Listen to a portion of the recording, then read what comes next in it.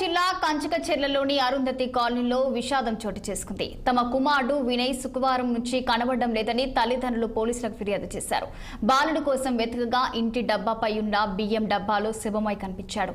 బహుశా డబ్బాపై ఆడుకుంటూ డబ్బాలో దాక్కుని ఉండగా ఊపిరాడగా బాలుడు చనిపోయి ఉంటారని కుటుంబ సభ్యులు తెలిపారు. ఈలోగా మేము నాలుగింటోడు బట్టలు తెచ్చాక ఏం జరిగింది, బట్టలు తీసుకొచ్చి నాకు ఇచ్చిండు. నాకు ఇచ్చాక కింద ఆడుతున్నాను అట్లా తీసుకుంటున్నా. బట్టలు తీసుకునేసరికి మళ్ళీ పైకి పోయిండో మేము చూడలేదు. ఈలోగా నేను ఊళ్ళోకి పోయి వచ్చాక నీ ఎమ్మట రాలేదా పిల్లగాడంటే, నా ఎమ్మట ఎందుకు వచ్చిండు మా అన్న కాడ నుంచి దొవిలాడాక 1 గంట దాకా కూడా దొవిలాడినాక మాకు అంత ఆలోచన రాలేదు. పోలీసులు కూడా 2 సార్లు ఎక్కారు. దానిపైన 2 సార్లు ఎక్కి గోడ చూశారు, ఇటు తిరిగి చూశారు, అన్నీ చూశారు.